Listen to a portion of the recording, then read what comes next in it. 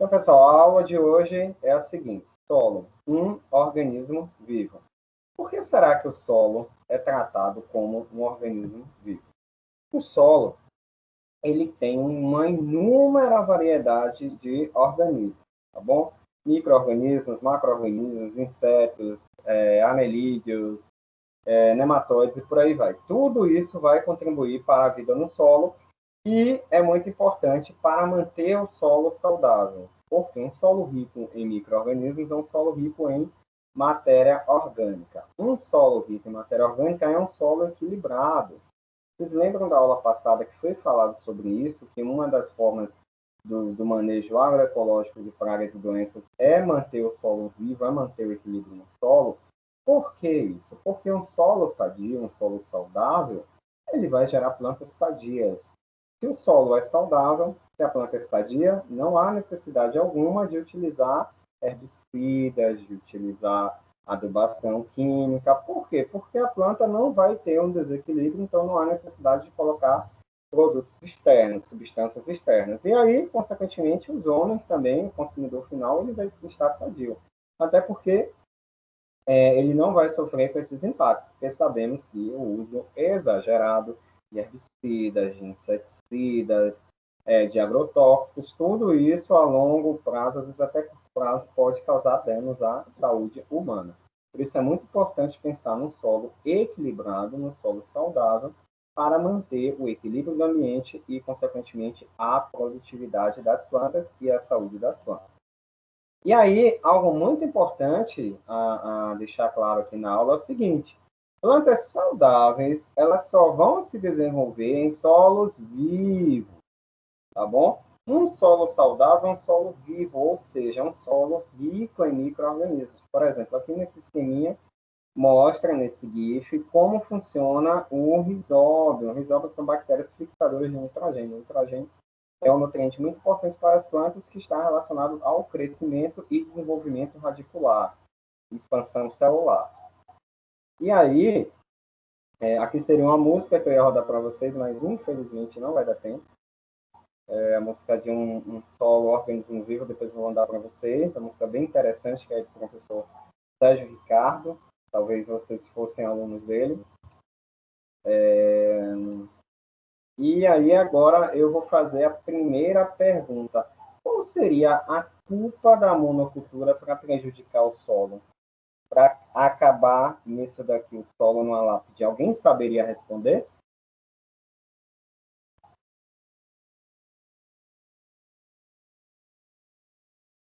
E aí, ninguém vai querer ganhar o 0,25? Professor, Oi. a retirada excessiva de nutrientes? Mais ou menos. Dá para falar mais coisa.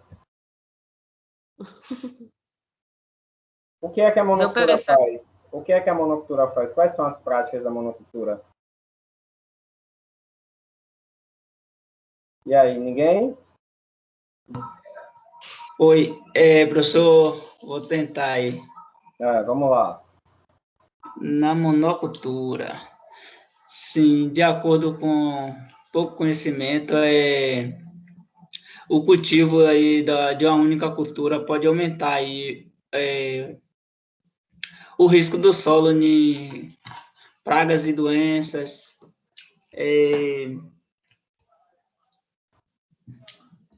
Vamos, vai, espreme esse conhecimento. A degradação do solo. Alguém chutou aí, viu? Tem alguém me ajudando aqui. Não, mas tem várias coisas aí que podem interferir na monocultura. Pronto, ó. Não fiquei 100% satisfeito não, mas vou dar 0,2 para você, viu, Iago? 0,2. Na próxima, vocês tentam fechar o 0,25, tá bom?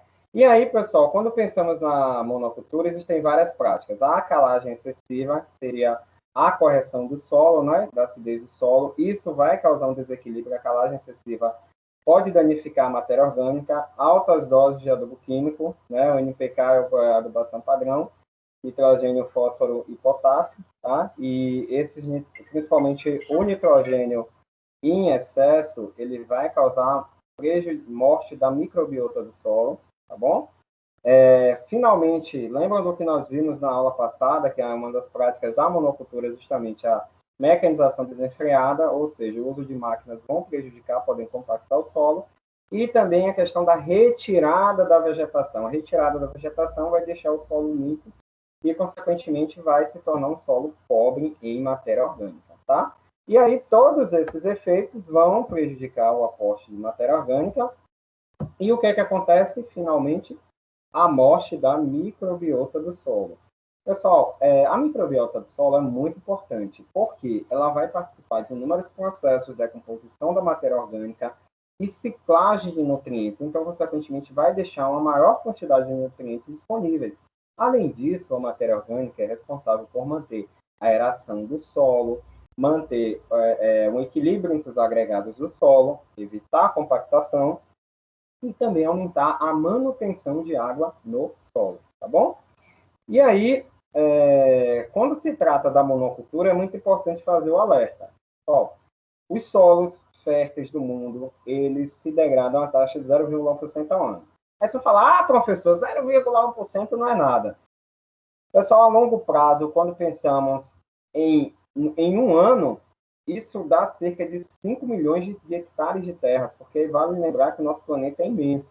Então, você acha que 0,1% é pouco, mas imagine aí, de 5 em 5 milhões, chega um momento que vamos ficar sem terras aráveis, sem solos férteis, para poder ter segurança alimentar. Com relação a isso, um dado importante é o seguinte: mais ou menos em 2040, daqui a 19 anos, acredita-se que a população mundial esteja em 12 bilhões de habitantes.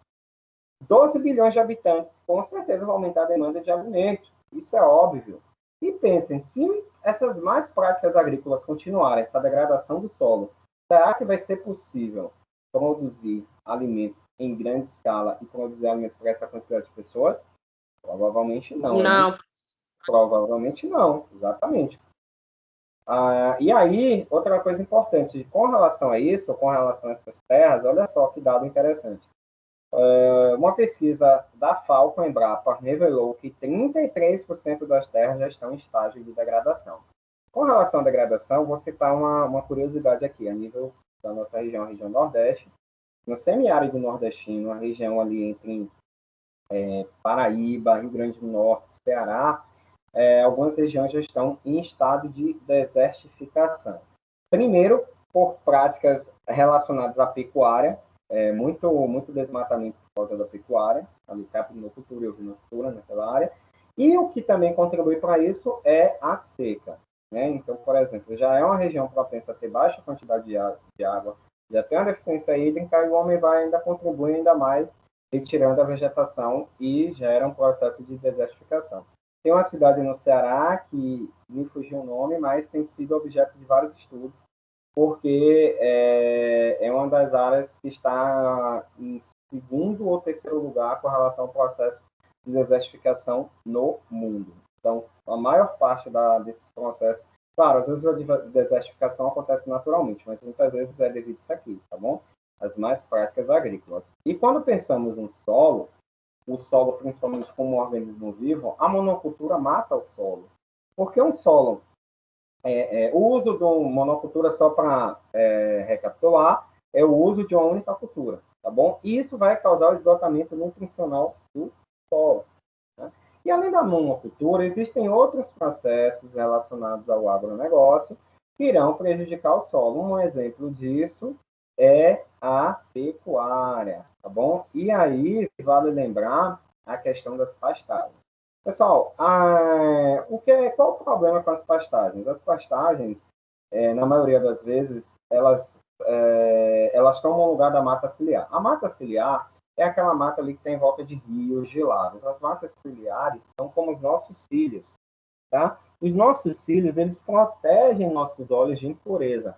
Se não tivéssemos os cílios, viveríamos com os olhos irritados. E é o que acontece quando a gente retira a mata ciliar. Quando retira a mata ciliar é uma espécie de proteção, vai evitar que caia restos de solo, dejetos de solo, poluentes na água, além de manter o equilíbrio do ambiente, porque ali na mata vai viver uma grande variedade de organismos. E aí, a partir do momento que retira essa mata, pode haver esse assoreamento de rios e lagos, seria deposição de solo ou poluição na água. E eles fazem isso por quê? Porque a área da mata ciliar é uma área rica em água e uma área fértil. Aí dá lugar à pastagem, só que aí no final gera esse processo aqui, que seria o processo de erosão. Então, assim, a agricultura, o agronegócio, a agricultura pecuária são grandes culpadas por essa degradação do solo, ok? E aí, aqui é só uma comparação, só para vocês terem noção. Olha só a diferença de um solo convencional para um solo orgânico. Vejam que esse solo aqui, da direita, ele é mais escuro. Por quê? Porque ele tem uma grande quantidade de matéria orgânica. Esse solo aqui, ele está completamente degradado. E aqui, no solo convencional, podemos observar a camada compactada. Muitas vezes a camada fica compactada por causa do uso de maquinário intenso, e aí evita até que haja um crescimento das raízes, principalmente nessa parte inferior do solo. E é justamente nessa parte inferior do solo que contém a maior parte dos nutrientes. E as plantas não conseguem ter acesso. E é justamente por isso que há uma adubação exagerada na monocultura, que seria relacionada ao cultivo convencional, tá bom? E aí, quando pensamos na adubação orgânica, a adubação orgânica ela vai focar na microbiota do solo, nos micro-organismos, para manter esse equilíbrio, aumentar a disponibilidade de nutrientes, melhorar a estrutura do solo e, consequentemente, vai haver um maior crescimento do sistema radicular das plantas. Se há maior crescimento do sistema radicular, as plantas vão absorver melhor os nutrientes e vai dispensar o uso de fertilizantes. Já a agricultura convencional age no sentido contrário. Por isso, a agricultura convencional é tão insustentável. É muito importante, principalmente quando se fala em agroecologia, fazer essa reflexão sobre os impactos da agricultura convencional. A agricultura convencional ela é insustentável. Por quê? Devido a essas más práticas agrícolas, vai chegar um momento em que vai haver um esgotamento dos recursos naturais. E se houver um esgotamento desses recursos naturais, qual será o resultado? Né? Não teremos como alimentar as futuras gerações. Por isso, as agriculturas de base agroecológica têm aparecido para tentar resolver esse problema. Tá ok?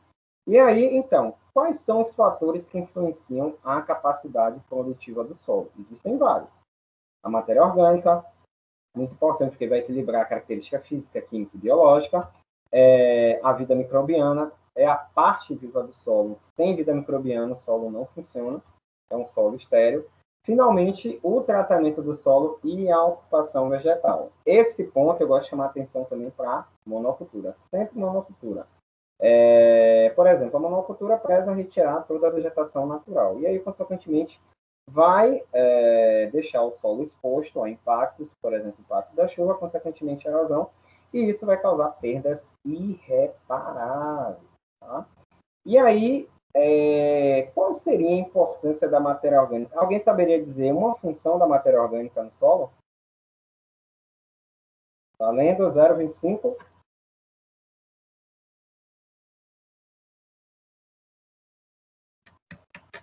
Ninguém?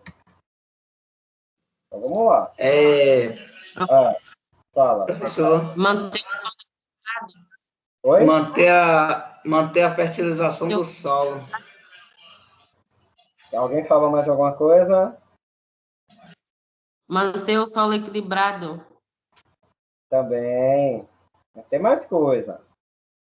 Vocês estão muito tímidos. Olha, contém os nutrientes essenciais para a vida vegetal, ou seja, vai manter o equilíbrio. Também, essa parte é muito importante. Eu falei lá no início da aula sobre a aeração do solo e retenção de umidade. Um solo pobre em matéria orgânica, ele está sujeito à erosão, principalmente porque é um solo que não tem um processo de agregação tão bom quanto um solo orgânico, que é rico, por exemplo, em substâncias úmicas que vão facilitar a agregação do solo e a retenção da umidade. E, finalmente, a biológica, que facilita a vida microbiana, foi a que falou, se eu não me engano, né? E vai transformar substâncias complexas em substâncias simples, tá, pessoal? Então, são 3 pontos principais A parte química seria a parte nutricional, a parte física, a aeração do solo, e a parte biológica, substrato para a vida microbiana. E aí, quando falamos dos micro-organismos, a importância deles são degradação dos restos orgânicos, reciclagem dos nutrientes essenciais das plantas, vamos ver isso daqui no próximo slide, elaboração de substâncias vivas superiores para crescimento das plantas, tá? E, finalmente, vemos a importância desses micro-organismos. Existem dois micro-organismos principais quando se fala em microbiota do solo. São eles as rizobactérias, as bactérias do gênero Rhizobium, e os fungos do tipo micorriza. Essas associações, uma planta que contém rizobactéria e contém micorrizas, é uma planta que está em equilíbrio, é uma planta que vai conseguir obter o máximo do solo. As rizobactérias, elas fazem simbiose, ou seja, é uma relação em que ambas se beneficiam. Ela se junta com as plantas, vai ajudar na planta, ajudando na fixação de nitrogênio, aumenta a solubilização de fosfato. O fosfato é muito importante para o crescimento da planta e, finalmente, a planta vai ajudar, vai nutrir essas bactérias. Então, a bactéria ajuda a planta na absorção de nutrientes e, como retorno, ela vai receber aí um aporte nutricional também. Então, já ouviram falar na frase, uma mão lavando a outra? É exatamente isso daí. Além disso, há uma outra vantagem do gênero das bactérias Rhizobium, porque elas fazem uma camada em volta da raiz e aí evita a entrada de outros patógenos. Elas vão estar ali cobrindo a raiz, então outros patógenos não vão conseguir atacar essa planta. Então, é um mecanismo de defesa natural, tá? E aí, uma outra fonte de simbiose muito importante seria as micorrizas, tá? Que seria a associação das raízes juntamente com os fungos. A micorriza ela vai possibilitar que haja uma expansão das raízes no solo. Se houver expansão de raiz no solo, o que é que vai acontecer? Eu falei alguns slides anteriores, quando eu comparei o solo convencional ao solo orgânico. Quem sabe responder a importância da expansão radicular?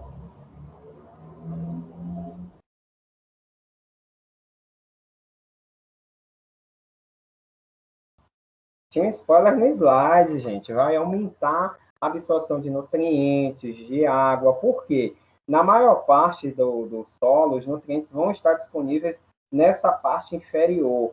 Então, assim, quando a micorriza quando há essa associação de fungo e raízes, vai aumentar a capacidade de expansão radicular e, consequentemente, vai aumentar a área de absorção. Se aumenta a área de absorção, obviamente, as plantas terão uma maior disponibilidade de nutrientes. Então, uma maior disponibilidade de nutrientes e maior capacidade de absorção. E aí, como tratar um solo que passou por processo de degradação?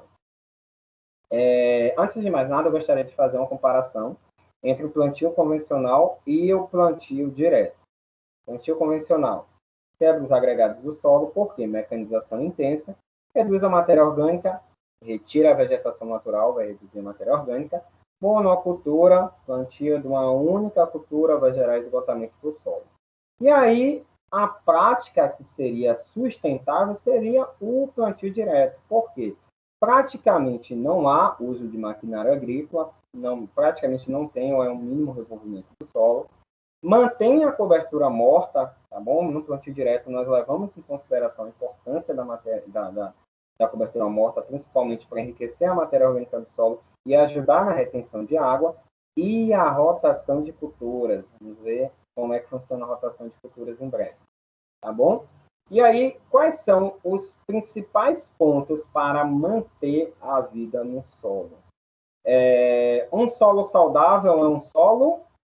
Alguém sabe responder? Um solo vivo. Isso, exatamente. Solo saudável é um solo vivo. E aí, para manter a vida microbiana no solo, manter o solo vivo, é muito importante não utilizar maquinário pesado, ou seja, não seguir as práticas utilizadas pela monocultura, tá? Pelo plantio convencional, utilizar plantio direto, oração mínima, plantio direto, é aquele plantio sem revolvimento do solo, tá? proteger o solo com cobertura morta, realizar reflorestamento, associar espécies vegetais que tenham uma boa interação entre si, consequentemente vai melhorar até a aeração do solo, porque cada espécie vegetal vai ter um sistema radicular diferenciado, e aí, consequentemente, vai quebrar grânulos do solo, uma espécie vai beneficiar a outra. Finalmente, utilizar adubação orgânica, humus de minhoca, para manter a matéria orgânica, tendo em vista que a matéria orgânica é muito importante para manter a vida no solo. E, finalmente, quando se fala em vida, manter essa diversificação de vida no solo. Olha só, a monocultura prejudica muito a vida no solo, principalmente por causa do uso de adubação nitrogenada. O uso de adubação nitrogenada de forma exagerada, inconsequente, vai gerar um desequilíbrio no solo e pode causar morte da microbiota do solo, tá bom? Então, neste caso, é muito importante utilizar rotação de culturas e uma adubação equilibrada. E aí, o que seria a rotação de culturas? Pessoal, a rotação de culturas vem de alternância. Seria alternar a cultura plantada dentro da mesma área. Por exemplo, se você plantou algodão no outro ano você vai plantar soja, depois você vai plantar pastagem, aí depois você volta para a soja e finalmente algodão. Essa ciclagem aqui vai evitar o aparecimento de pragas e doenças. É uma forma também de manejo agroecológico. Lembra que vimos na aula anterior? Professor, por que é uma forma de manejar pragas e doenças? Bem simples. Aí vou citar mais uma vez monocultura. Monocultura está relacionada ao aparecimento de pragas e doenças. Por quê? Primeiro, porque destrói o equilíbrio do ambiente. Se o ambiente está em desequilíbrio, uma ou outra espécie pode deixar de existir e a outra pode aparecer de maneira exagerada. Essa que apareceu vai se tornar uma praga e não vai ter uma espécie para controlar. E na monocultura é assim.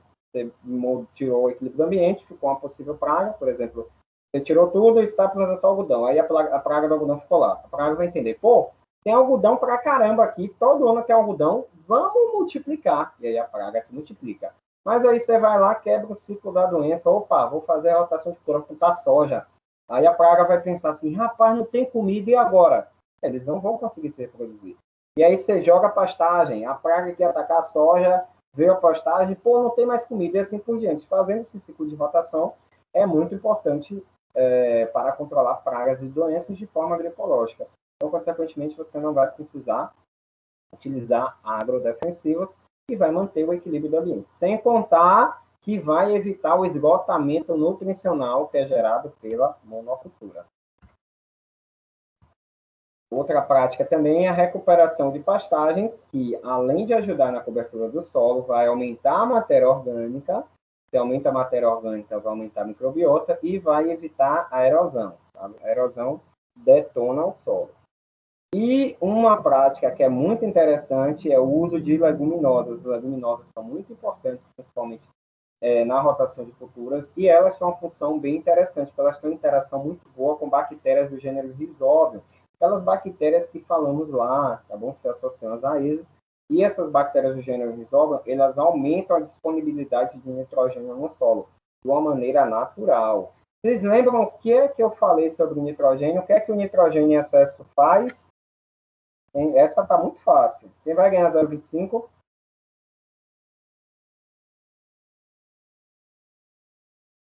Professor, repete. Oi? Repete a pergunta. Pode repetir, por favor. O que é que o nitrogênio em excesso ele pode fazer com o solo? Falei isso várias vezes na aula. Tá fácil. Pode tornar o solo ácido? Não, com relação a essa aula, não. O excesso de nitrogênio ele vai matar a microbiota do solo. Ele mata os micro-organismos no solo. Então, por isso, tem que tomar muito cuidado com a adubação nitrogenada. E é nesse contexto que, quando pensa em recuperar um solo, é utilizado leguminosas, porque as leguminosas elas vão se associar às bactérias de gênero Rhizóbio, e aí vai aumentar a disponibilidade do nitrogênio de forma natural, sem que haja necessidade de adubação externa e sem prejudicar o equilíbrio do solo, tá bom? E aí, finalmente, o reflorestamento e florestamento. Por quê? São práticas que vão evitar os processos erosivos. Os processos erosivos vão destruir o solo. Pessoal, quando se trata de agricultura convencional, acontece muito desmatamento. E o desmatamento está relacionado à degradação da maior parte dos solos que seriam férteis, poderiam ser utilizados para a produção de alimentos. Se não houver práticas de florestamento e reflorestamento, vai chegar um momento em que não teremos solos férteis. Se não tivermos solos férteis, não teremos alimento. É muito importante ter noção dos impactos que a nossa agricultura insustentável, a agricultura convencional, pode causar. E é nesse contexto que trazemos o destaque da agricultura de base ecológica, como já vimos em aulas anteriores. Porque essa agricultura ecológica ela visa o equilíbrio do ambiente, vai ter efeitos mínimos no ambiente, vai preservar e recompor a fertilidade do solo. Agriculturas de base ecológica enxergam o solo como organismo vivo e, principalmente, pensam na conservação da diversidade biológica no ecossistema e também no solo. E aí, quando pensamos em agricultura de base ecológica, mais uma vez, eu chamo a atenção para Albert Howard, porque ele chamou a atenção para o agronegócio. O agronegócio iria destruir o humus. O uso exagerado de adubo foi um erro do ser humano, porque o homem, nos primórdios, ele pensou assim, se eu colocar adubo aqui, a planta vai crescer pra caramba. Só que o homem não pensou nesses impactos. E o Albert Howard, olha só, entre 1873 e 1947, ele já estava bem à frente. Essa questão piorou ainda mais a partir dos anos 60, que veio a Revolução Verde, e aí aumentou ainda mais os insumos químicos e, consequentemente, a degradação ambiental. E aí ele chamou a atenção para a destruição do humus. Professor, eu ouço muito falar do humus. O que é o humus? Para que serve o humus? Vamos descobrir. O humus, na verdade, é uma substância que existe no solo, um solo orgânico.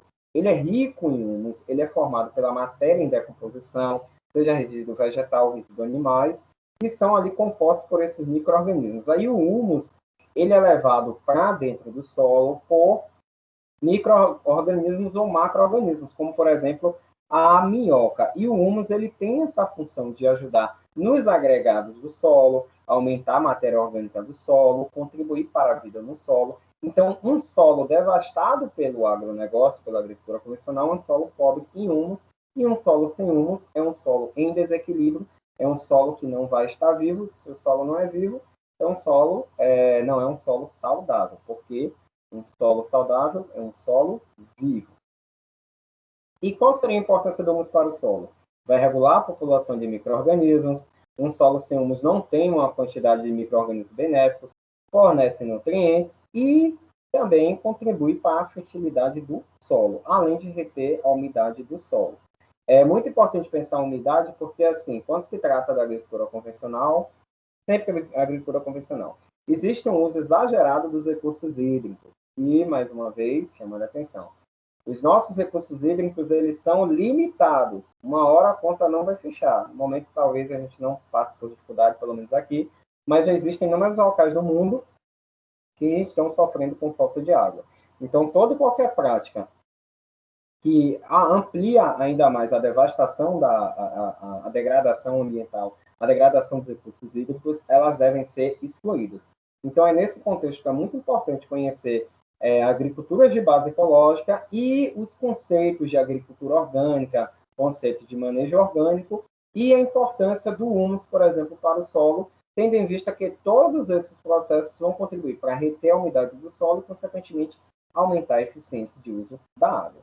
E aí é nesse contexto que vale destacar a agricultura orgânica, porque, além de manter o equilíbrio biológico do solo, vai ajudar na ciclagem de nutrientes. Se ajuda na ciclagem de nutrientes, vai ter sempre nutrientes disponíveis, nutrientes importantes para a planta, exemplo do nitrogênio, do fósforo, que são muito importantes para a fotossíntese, para o crescimento da planta, e também ao uso de recursos orgânicos, vegetais e animais, que vão ali contribuir para aumentar a matéria orgânica do solo, manter o solo vivo e, consequentemente, manter o solo equilibrado. E aí, uma outra coisa, um outro modelo aqui da agricultura orgânica seria o uso de adubos verdes e cobertura vegetal. Lembrem do que eu falei, a adubação nitrogenada pode matar organismos da microbiota do solo. E a adubação verde vai contribuir, como cobertura vegetal, o uso de adubos verdes, vai contribuir para aumentar a disponibilidade desses micro-organismos que vão aumentar a disponibilidade do nitrogênio no solo. Então, o uso de cobertura vegetal, por exemplo, com crotalária, com feijão de porco, são leguminosas que vão fazer associação com o risóbio e vão aumentar a disponibilidade de nitrogênio no solo. São práticas bastante utilizadas na agricultura orgânica. Eu já trabalhei com manejo orgânico de bananeira, trabalhamos com biofertilizante e com uso de cobertura vegetal, usamos feijão de porco, e tivemos resultados muito promissores com relação à disponibilidade de nitrogênio e também matéria orgânica, aumentamos a quantidade de matéria orgânica e o processo de agregação do solo também. Realmente são práticas que têm efeitos muito bons no ambiente e elas devem ser utilizadas para já, enquanto há tempo, porque vai chegar um momento, pessoal, em que chega um momento que não há como recuperar um solo degradado. Então, tem que ter essa consciência, entender o nível de degradação para conseguir resolver o problema enquanto é tempo, porque se for tarde demais, aí já era. E outra coisa também é o uso do composto orgânico, que vai, mais uma vez, ajudar para aumentar a microbiota do solo, que vai decompor a matéria orgânica e vai liberar nutrientes em forma disponíveis para as plantas. Consequentemente, vai manter o equilíbrio. E aí, uma outra opção também seria o uso dos EM, que são os micro-organismos eficazes. São cerca de 80 espécies de micro-organismos que vão ajudar na decomposição de matéria orgânica e ciclagem de nutrientes. É uma prática bastante utilizada nas agriculturas de base agroecológica. E aí, finalmente, a agricultura sustentável, também já comentamos sobre ela. Hoje, nossa agricultura é insustentável, ou seja, não vai garantir nada para as futuras gerações.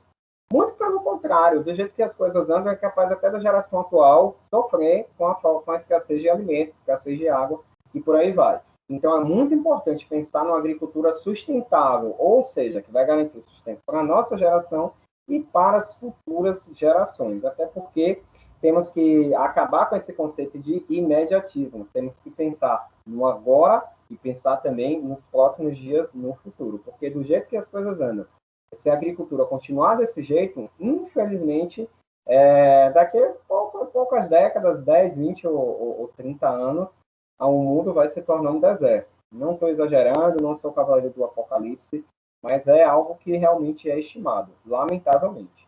E aí, mais uma coisa importante, quando pensamos no manejo ecológico do solo, no solo como organismo vivo, mais uma vez eu chamo a atenção para a permacultura, tendo em vista que pensa no cuidado com a terra, cuidado com as pessoas.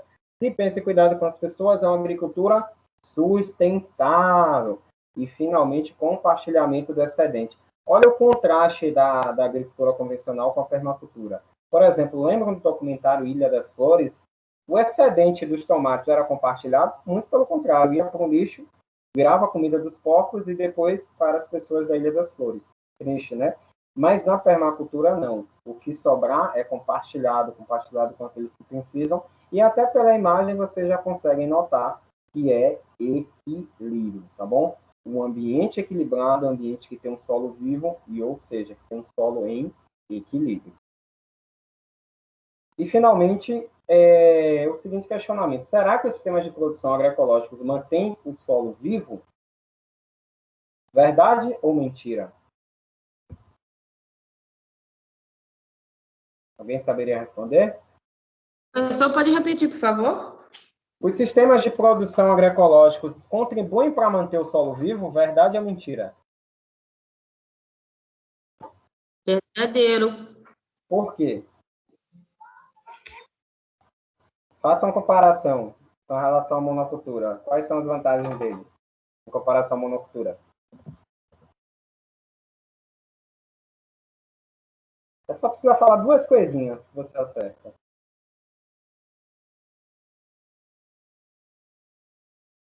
Vai tentar não? O que é que a monocultura faz de errado? A monocultura Qual é uma acaba prática? degradando Ah, sim. Pode falar. a...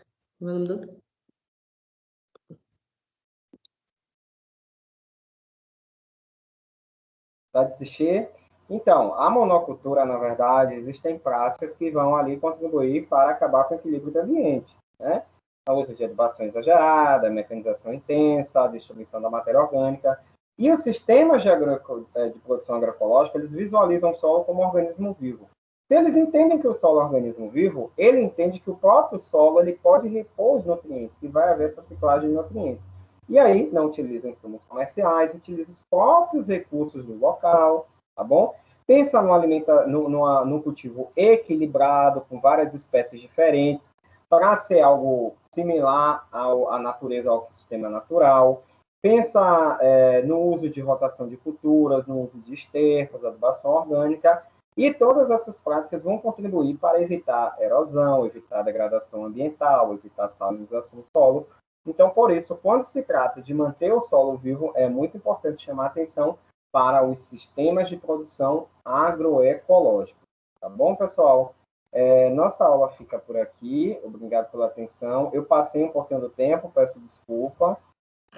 Vou jogar o quiz aqui para vocês, tá bom? E aí, quem acertar... Professor, rapidinho, Oi, só um oi. instante. Deu, não sei se as meninas estão assim, mas aqui não está aparecendo nada na tela mais, não. Internet. Travou? A minha apareceu. Eu tava no Travou slide. lá, tá carregando lá. Essa internet. É porque às vezes o slide acaba caindo, acaba travando, Iago. Talvez tenha sido por isso. Mas a aula vai ficar gravada. Não,